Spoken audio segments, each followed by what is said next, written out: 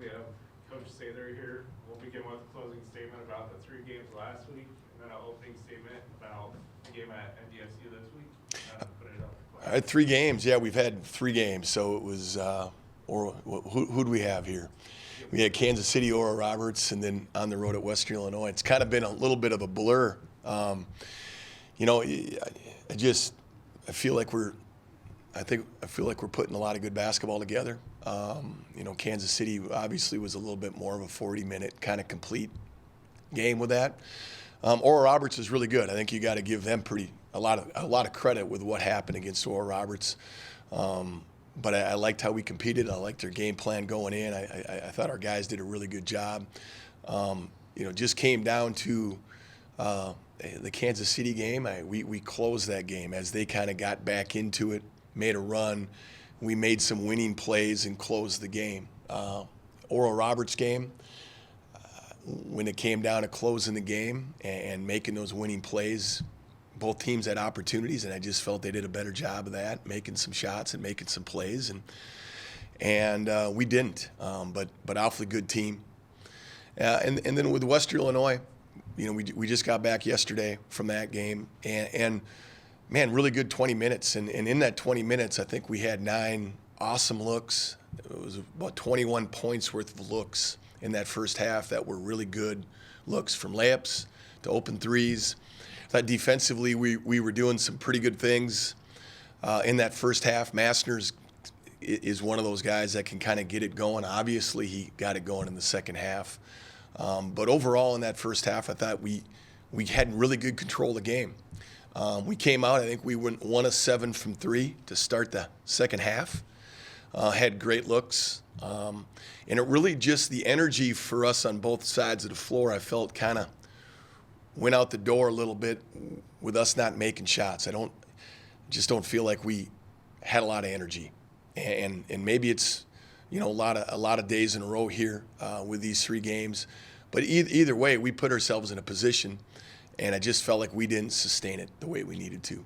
Tried different things with Massner. You know, we switching ball screens with him. We were in drop coverage with him going over. We whipped some screens and went under. We tried a couple different possessions of zone, a couple different kinds of zone. He managed to kind of find ways throughout to make his shot and to make his plays. And hats off to him. He had a terrific game, in particular that second half. And we just that was, of the 20 minutes we played the last 3 games, I just felt like that was the worst of the 20 minutes. And it was an opportunity that was lost because I felt like we were in pretty good control of that game throughout. Moving forward here with North Dakota State on Friday, really good team. Honestly, that front line they're monsters in there, and their numbers are kind of backing that up. And so, you know, we just getting back. Our preparation now is starting for them, and you know, we didn't feel like we came out of Christmas and played to the level that we can in that game. But I think anytime you say that, I think you also got to give credit to the team you're playing against. I thought they really started to find their identity from non-conference into conference in that game. And we just didn't play like we have been playing in that game. So we're excited about this trip and this game, and hopefully we can come down and continue to play and be more consistent with that kind of play. You talk about NDSU front line. We're going to see surprise you in terms of his development and No. his complement. No, we just saw him so much in high school. We saw him so much in the summer. You know, he had some, you know, Power 5 type offers.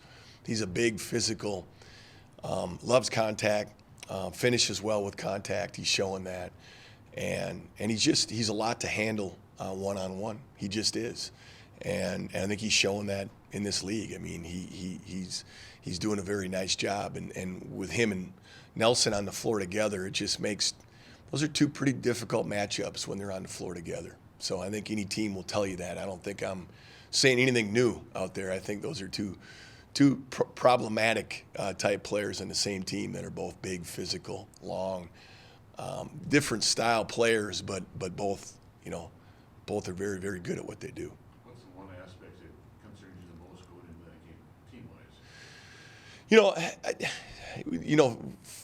anytime I think you want to focus a little less on your opponents and more on yourself anyhow, right? And I think that's kind of our focus coming back from Western Illinois is yesterday was a travel day, and it was our off day as well. So, coming back and having a really good practice today is going to be important.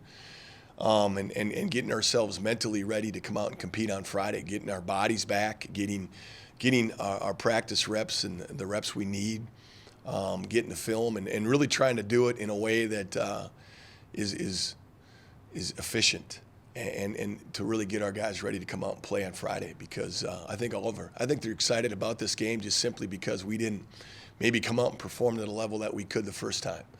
And so, I'd like to think there isn't a lot of motivation needed, but I do think our preparation and everything we're doing leading up to it's really important to make sure we're putting them in the right positions to be successful. You changed up your prep knowing you had 3 games, 5 days of travel, push things back. Do you change practice schedules or anything? Well, I think we did just from between stuff, shortened some practices last week a little bit. We shortened a little bit of what we did on Friday between games and even on Sunday going into, that was a travel day. And we just got on the floor a little bit going into Monday. And there's some guys that are logging some heavy minutes right now. So, we've got to be smart today. Because anytime you're leaving a place at 7 a.m. and you're arriving at 7 p.m. or 6 p.m. For your off day, there's still some fatigue in that. So, today is important that we're efficient. We get in, we get out, we get our work done, and we start getting our guys really prepared for our game on Friday. And last thing, the rotation really seemed to be clicking the weekend home here where they had 8 guys basically rotation. That's one of your best basketball you played. Is that a correlation? Well, I think anytime, it's tough. Those things are really hard to get it down to, and I think we've more or less got it down. We're still playing 3 bigs, and Brian has seen some matchups simply because he rebounds really well, and when he's really energetic, boy, he can really make an impact in there. And so, when he plays with that good energy right away, he's making an impact on defense and rebounding and even on offensive rebounds and those kind of things. Just can make some plays. But, we went in with Mitch right away against Western Illinois. So, we're still going to be playing more than just the 8. We got Elijah on the floor, and I thought he did some nice things against Western Illinois. So it is difficult just to really trim it down because I think some guys are doing some good things, but it does simplify some roles. I think that helps, and it helps our team. And at the end of the day, that's all we're trying to do is just put the best team on the floor we can. I have one more on T. What's his progress from last year to this year? It's been quite a leap, hasn't it? I think especially as of late, and I think throughout he's shown really good signs of inside, outside rebounding, energy. I just think as of late it's been more consistent for sure, especially attacking the rim and finishing around the rim. He works at it. He works at his shooting. He puts a lot of time in.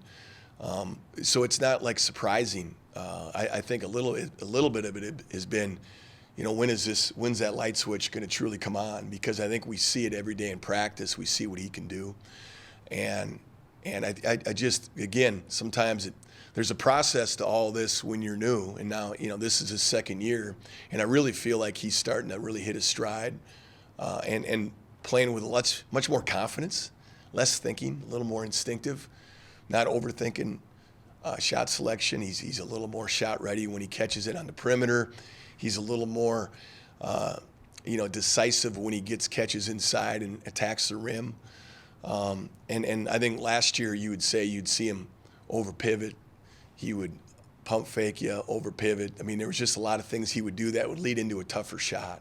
And I think now he's trusting it more early. So that doesn't surprise us. No, it's good to see, and I'm happy for him, and it helps our team. It really hurt us in Western, kind of between that 7:40 mark, just over 3-minute mark when he wasn't in the game. We really struggled to score, and I think they went about 5 possessions in a row scoring, and we had a few turnovers and a few missed opportunities within those 5 possessions without him, and that was really a difference in the game.